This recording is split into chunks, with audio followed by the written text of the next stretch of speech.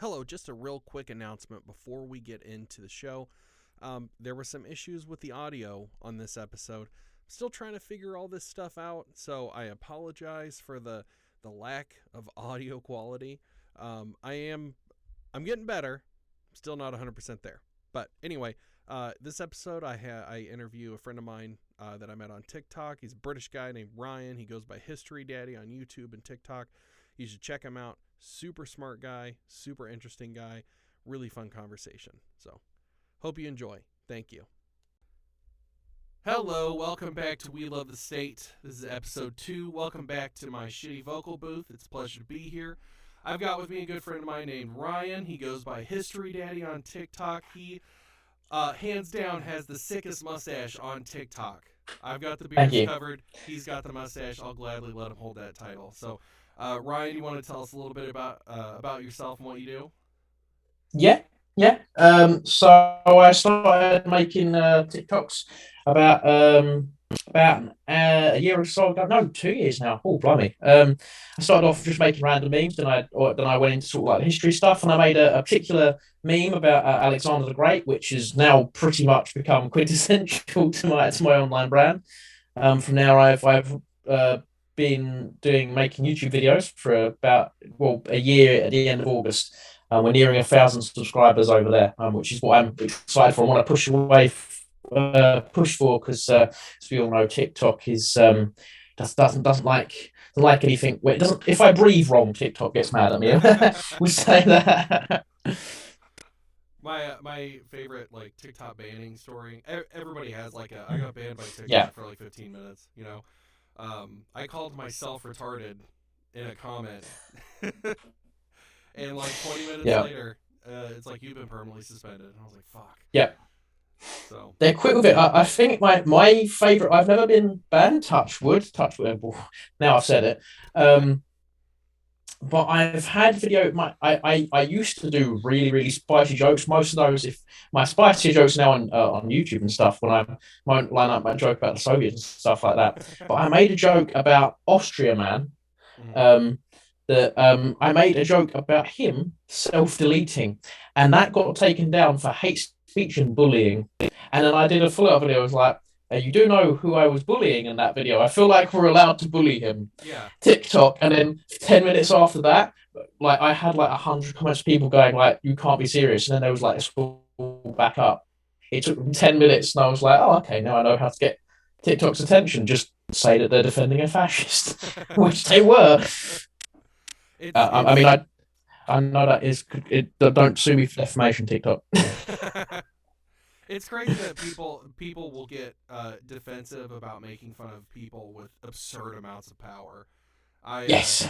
I I put on Facebook one time. I was like, it's okay to make fun of Joe Biden for cognitive decline, and somebody was like, what? No, you can't make fun of somebody for that. I was like, okay, I can't make fun of random person on the street that might have Alzheimer's or Yeah. dementia or something like that. Like that would make me a piece of shit. But if we're talking about the most powerful person on the planet who has cognitive decline, he's fair game. That you're not punching down. You are punching way the fuck Yeah, no, up. it's yeah. I mean, I've always been. It's one of the most because I'm a free speech absolutist. I don't like to get too political on my socials, but I'm open about the fact I'm a free speech absolutist, Mm-hmm. and that covers comedy. You can joke about anything. I always just say know your audience. So like, I know if I make a spicy joke about the gulags on TikTok, I'm gonna get a lot of hate because that's not the audience. If I make that joke in context in 17 minutes in a video on Russian history, Mm-hmm. then the audience watching it is probably going to go, oh yeah, no, that's funny. Um, so it's all about knowing your audience, and obviously that like with Joe Biden, like you say, it's the definition of punch. Most people that get upset about modern comedy, the big thing is like you can't punch down, or if they say you can punch down, they go, and then I go, well, it depends. Is the joke funny? It also depends who's the butt of the joke. Yeah. Like the people suffering with like cognitive decline aren't the butt of the joke. The butt of the joke is the fact that the leader of the free world is, quite literally, and quite sadly, going through this Yeah. and being put through this paces. Propped up. Like, yeah, that's the butt of the joke. You're not attacking, and I think that's what people need to realize is if you was attacking loads of people with cognitive decline, like then yeah, I could understand why people get mad, but I don't get understand why people get mad. I'm probably going to get cancelled for saying this. Well, I mean, Yeah. it's like if Hitler had a gimp leg, would you be able to make Yes. fun of him for that? It's Hitler, you know. Well, according to certain videos that were taken down by a clock app that I will be careful because I feel like they might just ban me out of people just like, have you seen what he's been saying about us? All right. So you But it's true. Like, so we wanted to talk about how politics has been represented in film over the last 100 or so years, and yes. you are the only historical expert that I know. So I'm gonna defer to you. I wouldn't say expert. I wouldn't say expert. I'm history buff, definitely. But yeah, no, I can cover. So, what sort of specific things were you curious about with the early stage? I can start off because it's changed drastically over the last sort of 100 years. Mm-hmm. Okay. So I guess you know the only thing that I really know is from 1989 to present.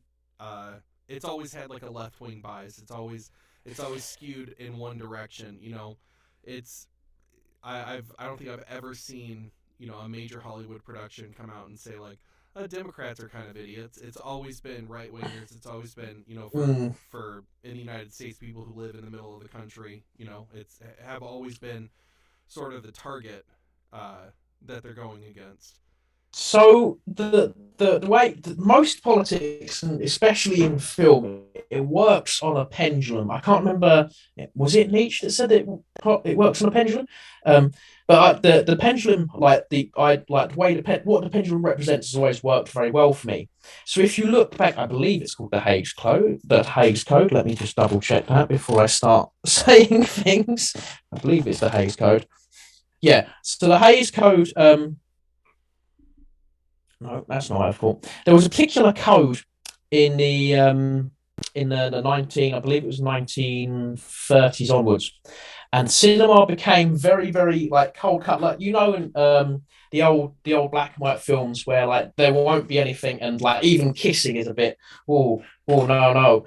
Mm-hmm. That took control of the cinema um around like the 30s and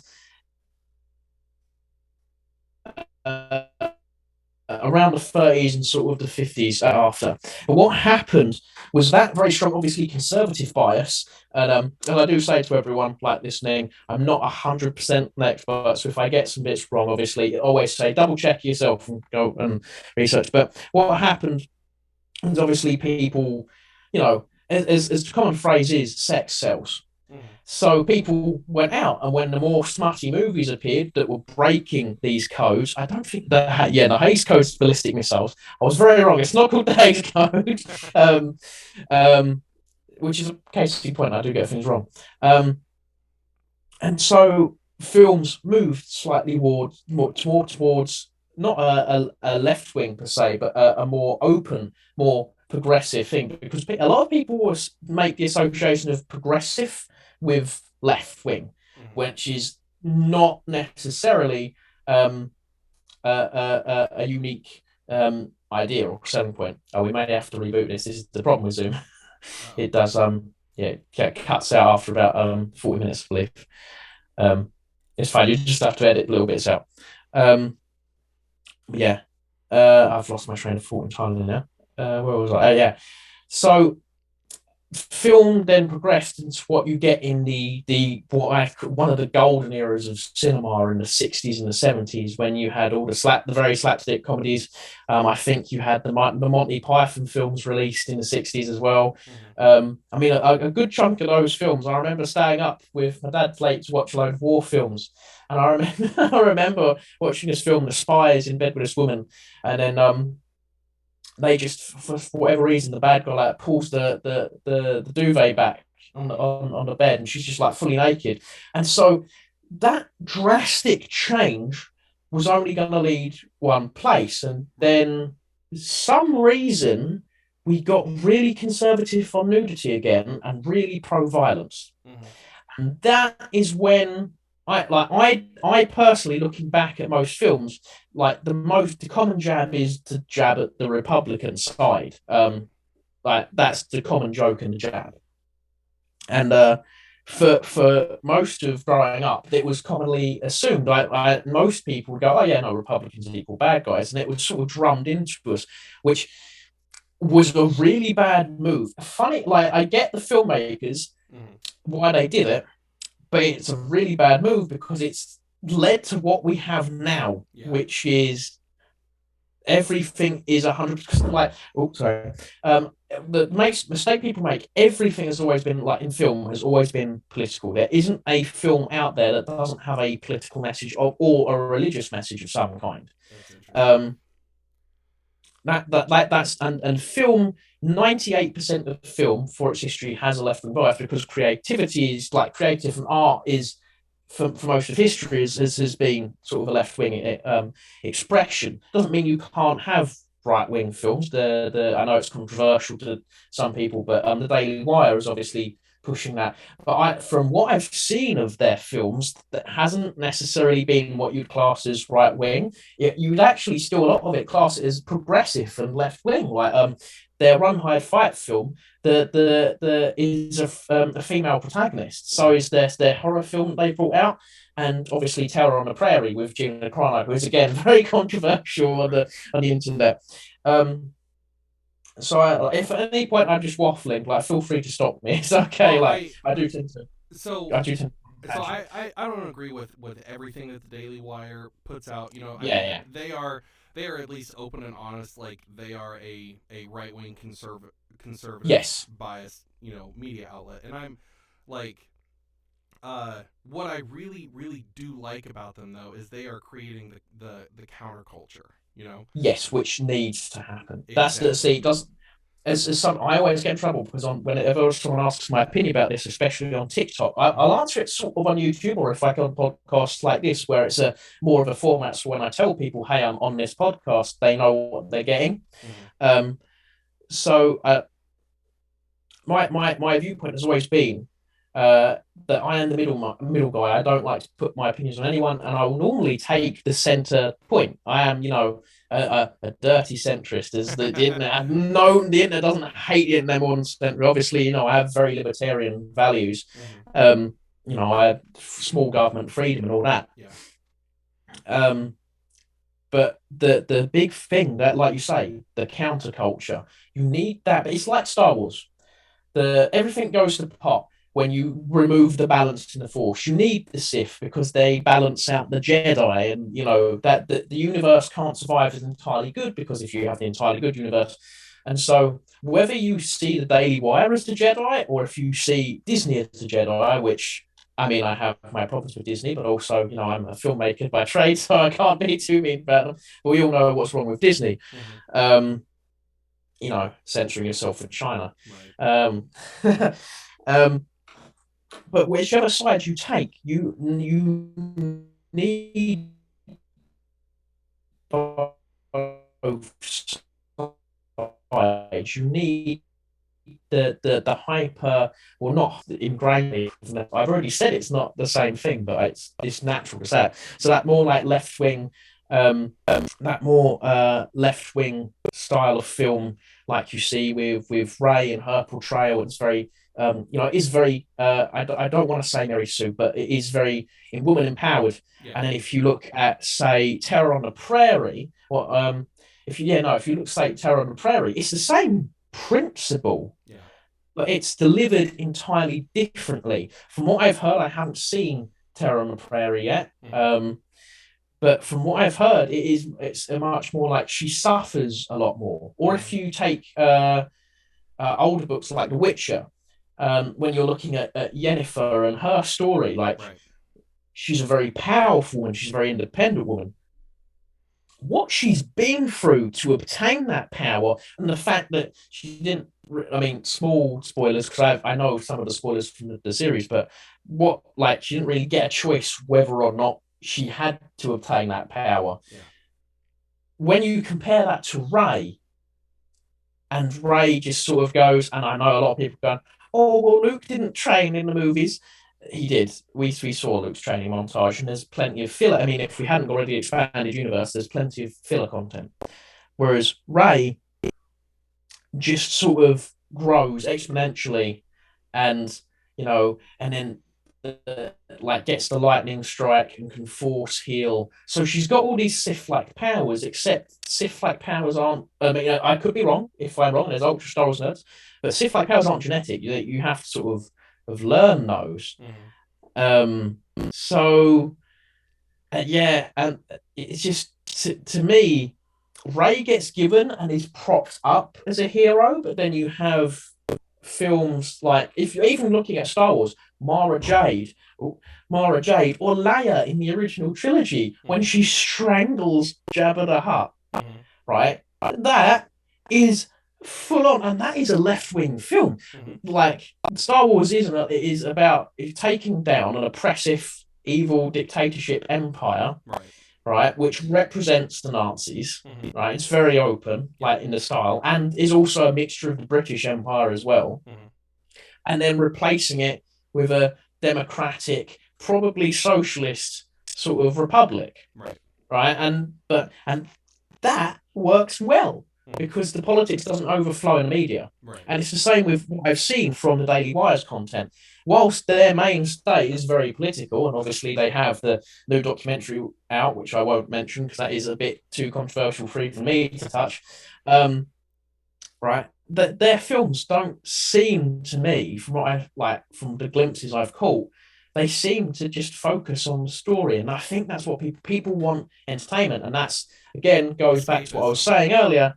Yeah, it's because that ultra conservative stuff you had in the 30s and the 40s was ultra conservative stuff that people didn't want to see. They wanted to escape. They wanted to watch the heroes have sexual fantasies and stuff, but not too much.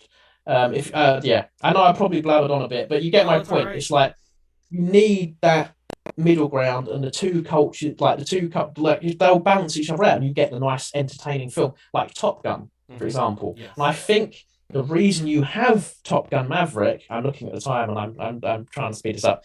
The reason you have Top Gun Maverick is because the Daily Wire is starting to compete, in my opinion. Because that's a really interesting point, because the Daily Wire is pushing out like pro freedom, pro America, pro 2A, like, and so then Hollywood has to compete. They have to compete by saying, all right, well, here's our ultra nationalistic film. Okay, so we were talking about this new Top Gun movie. I would quickly like to add in, it's the Hays Code I was talking about, not the Hays Code, Hays. I got them to. Oh, okay. Obviously, one is ballistic missiles, and sorry, go on. Well, anyway, so yeah, it's really interesting what you said. That Top Gun Maverick is the answer to the Daily Wire's counterculture, and it's funny because I see Hollywood as a group of rich people completely disconnected from the average American who tries to put out entertainment, and I don't know, they all exist in their own little bubble, have no idea what's going on outside of it, and so they push out shit that they think that we want to see. We all hate it, and so. But you have Daily Wire, who actually is competing now. Like they're real competition. I think they represent a real threat to the Hollywood empire. They're putting out their pro-America stuff, and so then Top Gun Maverick has to come out. The thing that's really funny to me is, I'm a big time anti-war guy. I follow Raytheon, Boeing, all these weapons manufacturers on TikTok, and they've all not on TikTok, on Twitter. They've all been going crazy about the release of Top Gun Maverick, saying like, you can see this plane in the new Top Gun movie. Oh, it's so cool. And I'm like, and so I every time I see one of those, I retweet it, and I'm like, hey, I wonder how many brown kids this plane is obliterated, and so it's so funny to see the left-wing establishment of Hollywood pushing out pro-war shit, when that's in my opinion, the greatest failure of the left over the past 30 years has been their complete abandonment of any sort of anti-war principles. you know, and Yes. but what's even more incredible, and there's still the Bushite, Cheneyite Republicans that exist out there, but a lot of Republicans now have been pushing towards a more anti-war stance. You know, I they're still not. I I mean, well, I said I wasn't going to get political, but this is definitely a spicy take. Say what you will about Trump, but Mm-hmm. I mean, this isn't who's the comedian famous and not Andrew now. I can't remember. He's one of the he's one of the late night hosts. Even he turned around. He said that one of the reasons a lot of people around the world didn't do anything like that Putin is doing right now is because you had no idea what Trump's reaction would be. Yeah. And yeah, no, he like looking back, I don't think he was the right person to be the president of America, Mm-hmm. but at the same time, he was. He was like he's not the one we wanted, but like and yeah, he said some horrible stuff, and some of his views weren't exactly amazing, but he kept people in check. And I've noticed that a lot of people, because he was like anti-war, as much as he would throw his weight around, Mm-hmm. I don't think Trump actually had it in him to push the big red button. Yeah. Whereas there is a lot of more Democrat. I mean, again, I'm going to get in trouble for saying this. I quite like Tulsi Gabbard. I've listened to a lot of her stuff, and she seems to breach that. I mean, she's very anti-war. I don't know if you follow any of her talking points or anything, Yeah. but she's incredibly anti-war, and she's been gunning for the rest of the Democrat Party, going, "What are you doing?" Yeah. And I think that has also probably led into why Top Gun got made, Mm-hmm. because growing up, the joke always was, if you watch any American war film, there will be 20 American flags in the first 5 minutes, and they'll all be going, "Oh yes, I miss my mama back home," and it will be like stuff like that, and it will be really, really, really like America good, guys, America good, love America, sort of like, okay, this is good. Like the worst one I think I ever saw was the earthquake movie with the San Andreas Fault movie with a rock in. Oh yeah. And like at the end, after the massive earthquake, like we will rebuild, and then the American flag comes down across the Golden Gate Bridge, and I remember sitting there going, "No one loves it. Like no one, no, this isn't a film." Like, but when it's done well, like I haven't seen Top Gun, I will fully admit, but my favorite war film, after saying all that and really dragging American war films, is Fury, Mm-hmm. right? Like I mean, 1917 has probably covered that up now, but that's because 1917 is a cinematic masterpiece. I completely Um, agree. That movie was yeah, beautiful. yeah. There's as someone who studied film and is now like has made there are a couple of their own films, obviously, student films. Um, that's 19. I could do a whole podcast just talking about something. We won't, because I will take up all of your podcast time. Um, but Fury matches that like the horrors of war with Mm-hmm. the propaganda and the nationalism, Mm-hmm. but because they're not fighting for America, they're fighting for the men that they're fighting with.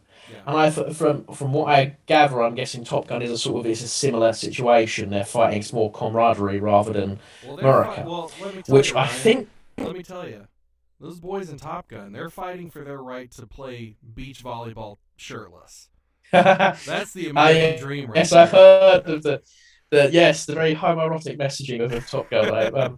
I've had many debates with people about this because they're like, "You haven't seen the movie," and I'm like, "Well, no, but I've seen I've seen 300, and if you saw a clip of 300, you could easily take out the very homoerotic undertones of 300, You, which historically isn't wrong." well, you know what? I think the message that these movies are trying to put out is that war is gay and we shouldn't do it. Yeah, well, the no, war should be a relic of the past, but I don't think it will, because even when we go out across the galaxy, we will find new species to make war. If we're not making war of ourselves, we'll make war. I mean, the Australians went to war with the emus. When we're not making war upon other human beings, we will find things to go to war with. It is too ingrained into it. Like if you look at chimps have not nation borders, but they have territorial borders that you could say were like eons ago, 300,000 years ago, Mm-hmm. probably were sort of like what out like before we had settled areas. Sorry, hay fever. Um, well, before we had settled areas, we probably had small regions that we would fight over. And some of the stuff chimpanzees do to each other is awful. Our other closest relative is obviously bonobos. And all bonobos do, like their entire they deal like all their entire social hierarchy is done by shagging. It's all right. And what the two things it's the two things I always say historically. Humans, when two groups of humans meet, or even when there's not two groups of humans meeting, when it's just one group of humans, we are guaranteed to do two things. Can I swear on your podcast? Absolutely.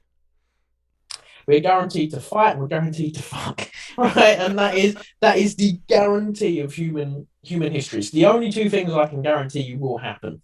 Mm-hmm. And that is just being carried on. Now obviously, now we're a lot more pro LGBTQ plus. Mm-hmm. So I mean, that's always been like there's so many literary works and films that I could point out the homoerotic undertones to, which has gone a bit haywire now. Every time I log on to like TikTok or Twitter, someone's like, "Oh, well, if you look at this character, this is really a subliminal meaning, and like it's actually this." And I'm like, "No, this character is this. This is that meaning." But Mm-hmm. what you're looking at is your. A lot of people put this, which is good. Putting yourself into a film is good. It's what you're meant to do. Yeah. But deriving a meaning when there isn't one can be risky because you can completely like. If I was to, I could say that Top Gun is entirely propaganda. It's not. It's a result of obviously. I'll have this drink in a second. It's obviously a result of Daily Wire coming out and being the competition because they know because even though it's a smaller budget, Hollywood knows Daily Wire is a risk. Mm-hmm. Like that because otherwise, the Hayes Code that I'm now pronouncing correctly, that wouldn't have been a risk. That because it was seen as stupid. Like, oh, who wants to go and see? Like, bearing in mind these films were like showing a bit of leg, Yeah. right? It would be tame what we like consider now, Mm-hmm. right? Hollywood knew that was going to win. They knew that's why they campaigned against it. Were like, we need these films taken down. They would get budgets taken down, and they would discredit writers. In other words, they would cancel them. All right, remove their credibility. Yeah, because cancellation is nothing new. It's something I've argued about. In fact, I would argue during between the 60s and the 90s, the right wing were very hard on cancelling people. Again, pendulum. That It's wasn't always just a pendulum. that wasn't just the '60s though. That continued all the way up into the Bush administration. The Dixie Yeah. Chicks, an all-female country music group, all right, Yep. came out against all the wars that the Bush regime started, and they were crucified for it. And I completely agree with you on this point because I'm like, every time I see a Republican or a right winger or something like that bitch about cancel culture, I'm like, listen, you're only saying this because you guys are currently the victims. That's it. Yeah. That's the only reason. But go back to the war in Iraq, go back to sending troops in Afghanistan, that right after 9/11, man, you guys are canceling people left and right, so don't say shit. You know? Cancel culture. I mean, it's hard to argue politically who invented cancel culture. Or some would argue the Soviets. I would argue you could go back as far as like ancient Greece. Like, because you'd be like, obviously there was no internet, you'd be banished from a city. Like, if you're cancelled now, it's hard. Like, say I get big on YouTube and all that, right? And then in 10 years' time, someone finds this podcast and they go, aha, did you hear what he said in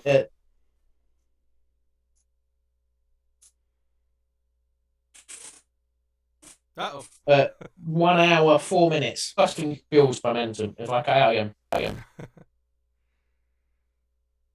If I cut out again. You're fine now.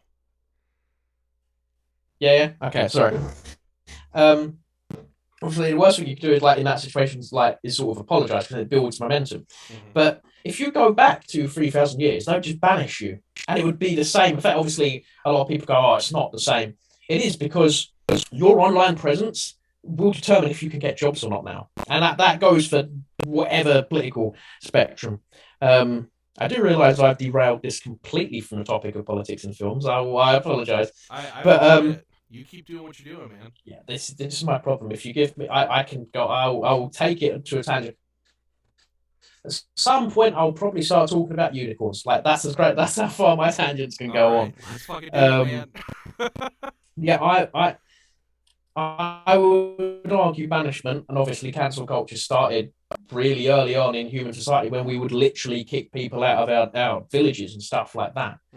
Mm-hmm. And times when records were lost because the like the urge to get someone like we like people agreeing with us. Mm-hmm. And that's why we like films that see I can steer it back to films. There we And go. that's why we like films that like a lot like it's why the right wing has really rallied behind Top Gun Mm-hmm. because they're like it's that urge like we need to make Top Gun succeed so we can show Hollywood that we want it, which is the right thing to do. It's peaceful, Mm-hmm. not sorry. It's peaceful. No one's getting hurt, Mm-hmm. and it's going. This is the market. And then when we let films that don't provide that, like obviously, I'm pansexual, I'll get open about that. I like seeing, people of different sexualities in films. Mm-hmm. What I don't like is that they're there because of it. Yeah. So if you look at Captain Jack in Doctor Who in 2005 and Yeah. 2006, right? Captain Jack was a man from the 51st century or whenever he came from. And obviously he was like omnisexual or whatever, because obviously there's loads of aliens now. So Yeah. you're gonna get on with some aliens. And that was a sort of a semi joke, and it played into his character. Yeah. But the key word is it played into his character. Yeah. It wasn't his character. Whereas a lot of screenwriting now, and bearing in mind, that's what, 15 years ago? Yeah. Just over 15 years ago, Mhm. 2005, yeah. So 17 years ago, roughly. In 17 years, we've gone from I'm Captain Jack, I'm from the 56th universe, I flirt with anything with a pulse. That is like my character. I'm flirty, but at the end of the day, I've got my friends' backs. Mhm. Like that was him. It was the James Bond archetype taken up to 100. Yeah. And now, like, we have like I think the issue is Captain Jack was sold as that. He was sold as the flirtatious guy who flirts with everyone. Now we have hey, buy our new comic. Did you know Superman's son is gay? Yeah. I don't want to buy the comic because Superman's son's gay. I want to buy the comic because I want to see Superman fly into the sun and not get hurt. Yeah. Like I want to see some cool stuff. Mm-hmm. That and I think Top Gun shows Hollywood and to a lesser or to more of an extent, the Daily Wire shows Hollywood that market is not only open but needed. And I guarantee, I mean, don't hold me to this because I could be wrong. In like 5 years, you're going to see a very large boom in not necessarily right wing films, but maybe perhaps more traditional films. Yeah. And it will, as I said at the very beginning, because I do go on my tangents, but I can always bring it back. That pendulum's going to swing. Yeah. And it has started to swing. It started to swing in 2020. I mean, the biggest issue you're going to have now is, as I would, again, as I started to say right at the very beginning, and then I completely lost track of myself. The biggest issue you'll have now is the joke was for years. Republicans funny. People in Alabama are all banging their like family members, and they all vote Republican. You want to vote Republican because all the people in Alabama who bang their family members, right? Because that is in the cultural mindset. It's going to be difficult to define. I mean, a lot of the fandoms, Star Wars is the best idea because both sides of that fandom say that the other side is racist and toxic. You didn't have that with the Hayes Code. Mm-hmm. You had, I mean, you did to a lesser extent. There was a great deal of division, but it wasn't like it was more the older generation looking down on the younger generation, going, "Oh, you really want to watch this stuff? This is this is sinful. This is awful. You can't watch this.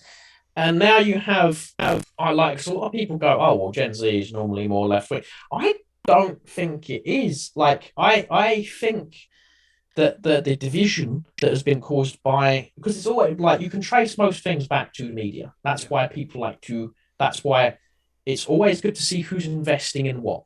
Mm-hmm.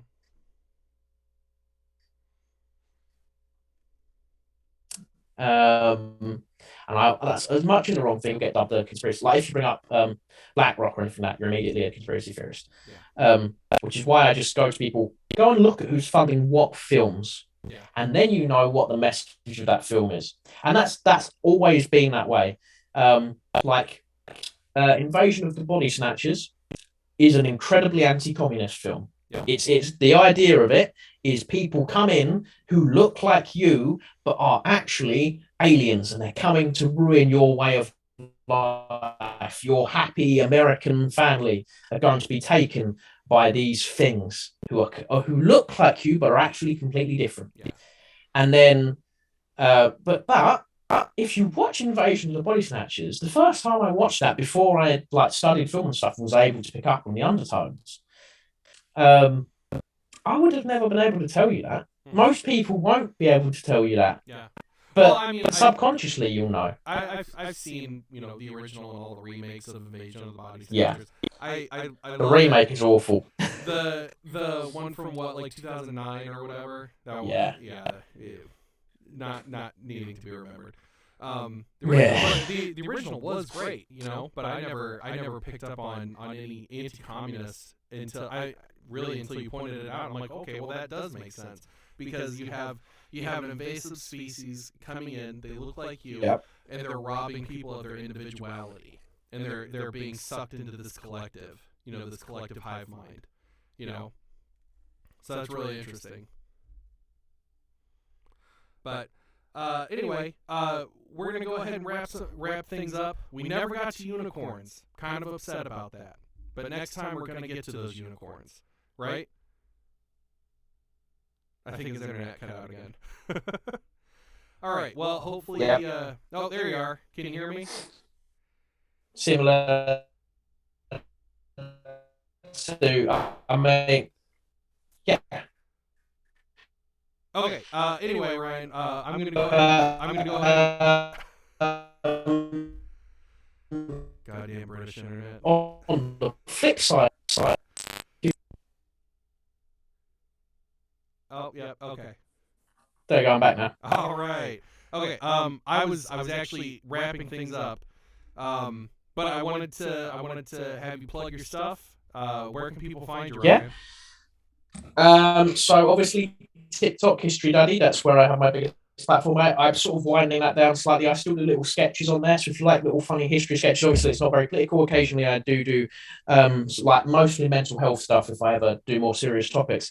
And on YouTube, if you like more long form content, where you can hear me prattle on for hours on end, that you've got me there.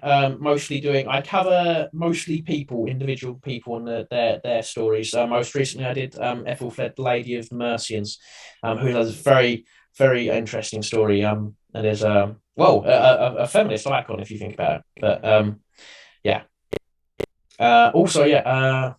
What other places? I'm on Odyssey. If you like alt tech, I'm very big. I like alt tech. So as we've been saying the whole podcast, competition. Yeah, I think that's about it. All right. Well, hey everybody, you can catch me on TikTok at Andy Coons, Koons. You can catch me on Twitter at Andy_Coons. And yeah, YouTube, We Love the State. We should be available on just about every podcast platform at this point. I'm still waiting to hear back from Google. It's like an automated. Anyway.